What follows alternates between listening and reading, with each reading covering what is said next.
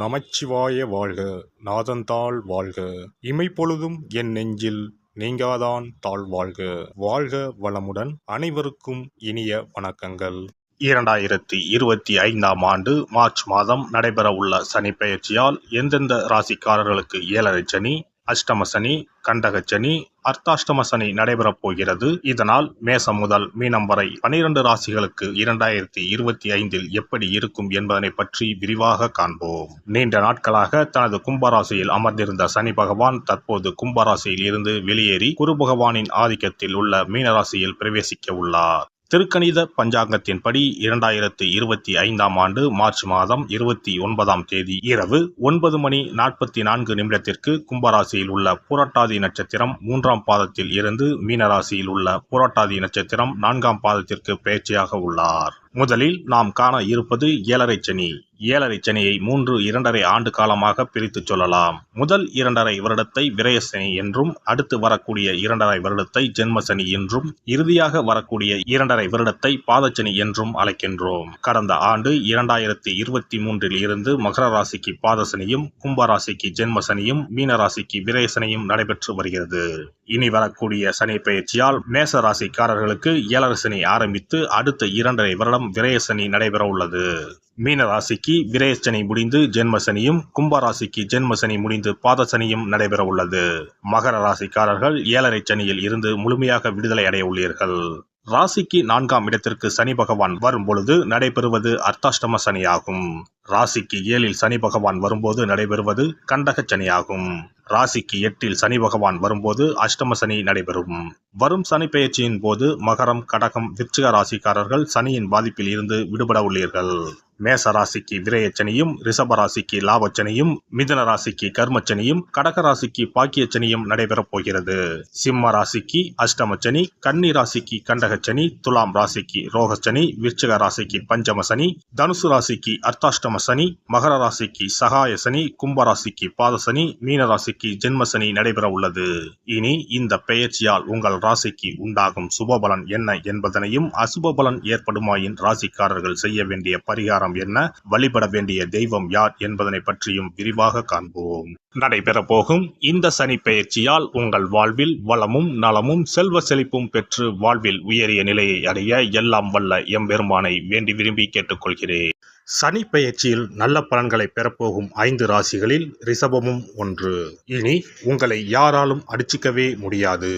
எண்ணற்ற பலன்களை அள்ளி கொடுக்க போகிறார் சனி பகவான். என்னென்ன பலன்களை சனி பகவான் அள்ளி தரப்போகிறார் என தெரிந்து கொள்ளலாம். ரிஷப ராசிக்கு 11ஆம் இடத்தில், அதாவது லாபஸ்தானத்தில் 30 ஆண்டுகளுக்கு பிறகு சனி பகவான் வந்து அமர்கிறார். ஒரு ஓவரில் 6 பந்து என்றால் 6 பந்துகளும் இனி சிக்ஸர் தான். வெளியில் சொல்ல முடியாத பலவித பிரச்சனைகளில் இருந்து வந்திருப்பீர்கள்.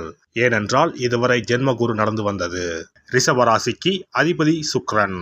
பார்த்தால் பளிச்சென்று ஆடம்பரமாகவும் தேசசாகவும் தோற்றமளிக்கும் இவர்களுக்கு வெளியில் தெரியாத பல பிரச்சனைகள் இருக்கும். ரிஷபராசிக்காரர்கள் தாங்கள் இருக்கக்கூடிய இடங்களை செழிப்பாக வைத்திருப்பார்கள். பலரை தங்கள் பக்கம் ஈர்க்கக்கூடியவர்களாக இருப்பார்கள்.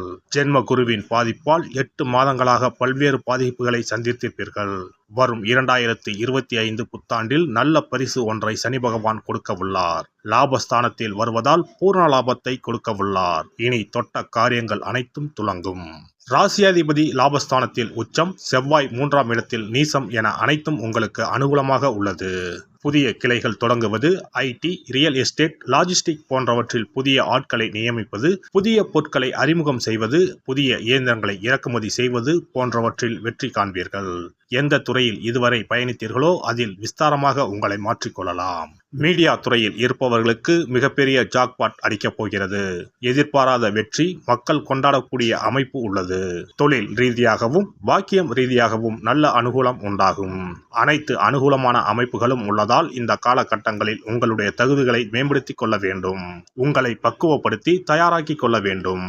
மாபெரும் யோகங்களை 2025ஆம் ஆண்டில் சனி பகவான் அள்ளித்தரப் போகிறார். குரு பகவான் 2ஆம் வீட்டில் வருவதால் பணமழை கொட்டும். பொருளாதாரம் மேம்படும். பெயர் புகழ் உண்டாகும். குழந்தைகள் சம்பந்தப்பட்ட விஷயங்களில் அபிவிருத்தி உண்டாகும். சுப நிகழ்ச்சிகள் நடைபெறும். வெளிநாட்டு தொடர்பு, விசா கிடைப்பது போன்ற அனைத்து விஷயங்களும் நடக்கும். குழந்தை விஷயங்களில் சாந்தி சமாதானம் உண்டாகும். 8ஆம் வீட்டை நட்பு கிரகமான சனி பகவான் 10ஆம் பார்வையாக பார்ப்பதால் வம்பு வழக்குகளுக்கு தீர்வு ஏற்படும். இந்த ஆண்டில் ரிஷபராசிக்காரர்களுக்கு பூர்ணமான பலன்களை சனி பகவான் அள்ளித்தரப் போகிறார். உத்தியோகம், வியாபாரம், தொழில் என அனைத்து விஷயங்களிலும் அனுகூலம் உண்டாகும். 9ஆம் அதிபதி 11ஆம் வீட்டுக்கு வருவதால் பூர்ணமாக வெளிநாட்டு தொடர்பில் அனுகூலமான பலன்கள் கிடைக்கும். வெளிநாட்டுக்கு சென்று படிக்கும் வாய்ப்புள்ளது. காத்திருந்த விஷயங்களுக்கு எல்லாம் கதவுகள் திறக்கும். AI படிப்புகளில் புதிய உச்சத்தை ஏற்படுத்தும். பெண்களை பொறுத்தவரை மிகவும் தைரியமாக செயல்படுவீர்கள். முயற்சிகள் கைகூடும். தொழில், உடல்நலன், சுபகாரியங்களில் பூரண பலன்களை பெறுவீர்கள். மொத்தத்தில் 2025 சனி பெயர்ச்சி ரிஷபராசிக்காரர்களுக்கு 100க்கு 500 மதிப்பெண்கள் கொடுக்கலாம். அந்த அளவுக்கு நற்பலன்களை அள்ளித்தரப்போகிறார் சனி பகவான். சிறப்பு பரிகாரம். நவ கிரகங்களில் சனி பகவான் நீதி தவறாதவர். அவரவர் கர்ம வினைகளுக்கு உரிய பலனை தவறாமல் வழங்குபவர். பொதுவாக சனி பெயர்ச்சி என்றாலே எல்லோரும் பயப்படுவார்கள். அப்படி பயப்பட வேண்டிய அவசியமே இல்லை. சனி பகவானால் பாதிப்புகள் ஏற்படும் பட்சத்தில் பாதிப்பில் இருந்து விடுபட பல எளிய பரிகாரங்கள் உள்ளன. ஒரு கைப்பிடி பச்சரிசியை எடுத்துக்கொண்டு அதை நன்றாக பொடி செய்து கொள்ள வேண்டும். பிறகு சூரியனை வழிபட வேண்டும். சூரியனை வழிபட்ட பிறகு குளக்கரையிலோ மரத்தின் அடியிலோ உள்ள விநாயகரை 3 முறை வலம் வந்து வழிபட்டு விட்டு பொடி செய்த பச்சரிசி மாவை தரையில் போட வேண்டும். அப்படி போடும் மாவை எறும்புகள் எடுத்துச் செல்லும். குறிப்பாக வன்னி மரத்தின் அடியில் இருக்கும் விநாயகரை வலம் வருவது மிகவும் விசேஷம். இந்த பரிகாரத்தை எப்போதுமே தொடர்ந்து செய்வது மிகவும் நல்லது. ஒருவருக்கு சனி தசை வந்துவிட்டால் அவருக்கு சந்தேக புத்தி வந்துவிடுகிறது. யார் சொல்வதையும் ஏற்றுக்கொள்ள மாட்டார்கள். குறிப்பாக அஷ்டமத்து சனி மிகவும் கஷ்டப்படுத்திவிடும். 7.5 சனியின் பாதிப்பை விடவும் அஷ்டமத்து சனி மிக அதிக பாதிப்பை ஏற்படுத்தும். அஷ்டம சனி நடப்பவர்கள் சனியினால் ஏற்படக்கூடிய பாதிப்புகளில் இருந்து விடுபட பின்கூறும் நியதிகளை கடைபிடித்தால் பாதிப்புகளின் தாக்கத்தில் இருந்து விடுபடலாம். சனி தசை நடக்கும்போது எந்த செயல் செய்தாலும் தாமதமாகும். அதற்காக கோபப்படக்கூடாது. பொறுமையாக இருக்க பழகிக்கொள்ள வேண்டும். தினமும் காகத்துக்கு எள் கலந்த சாதம் வைக்கவும். பிரதோஷ பூஜைகளில் பங்கேற்பது நல்லது.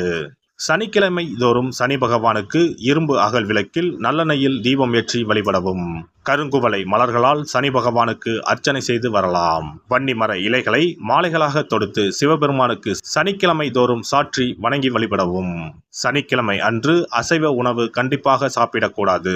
சனிக்கிழமை தோறும் நல்லெண்ணெய் குளியல் செய்தால் கெடுதல் குறையும். விநாயகர் வழிபாடு செய்யலாம். அனுமன் வழிபாடு சனி பகவானின் தொல்லைகளை குறைக்கும். ஞாயிற்றுக்கிழமை மாலை ராகு கால வேளையில் கால பைரவரை வணங்கி வரலாம். தேய்பிறை அஷ்டமி நாளில் கால பைரவரை வணங்கி வருவது நன்மை தரும். ஏழை மாணவர்களின் படிப்பு செலவுக்கு உதவலாம். சனி பிரதோஷ வழிபாடு செய்வது சிறப்பு. அன்னதானத்துக்கு உதவி செய்யலாம். சித்தர்களின் பீடங்கள், ஜீவ சமாதி பீடங்களுக்கு சென்று வணங்கி வழிபடலாம். வன்னி மரத்தை சுற்றி வந்து வணங்க வேண்டும். இதனால் சனி பகவானின் கொடுமையான பாதிப்புகள் விலகிவிடும். பிரதோஷ காலத்தில் சிவபெருமானுக்கு வில்வ இலை கொடுத்து வணங்க வேண்டும். தினமும் ராமநாமம் ஜபித்து வந்தால் சனி பகவானின் தொல்லையிலிருந்து தப்பிக்கலாம். கால்கள் இல்லாமல் நடக்க இயலாதவர்களுக்கு இயன்ற உதவியை செய்யலாம். இந்த வழிமுறைகளை முறையாக கடைபிடித்து சனியினால் ஏற்படக்கூடிய பாதிப்புகளின் தாக்கத்தில் இருந்து விடுபடலாம். எல்லாம் வல்ல இறையருளால் நீங்களும் உங்கள் அன்பு குடும்பமும் உடல் நலம், நீலாயுள், நிறை செல்வம், உயர் புகழ், மெய்ஞானம் ஓங்கி வாழ்க வளமுடன். இந்த வீடியோ பதிவு உங்களுக்கு பிடித்திருந்தால் லைக் பண்ணுங்க, கமெண்ட் பண்ணுங்க, ஷேர் பண்ணுங்க. மறக்காம சப்ஸ்கிரைப் பண்ணுங்க. பக்கத்துல இருக்கிற பெல் பட்டனை கிளிக் பண்ணுங்க. நன்றி, வணக்கம். ஓம் நமச்சிவாய. சிவாய நம.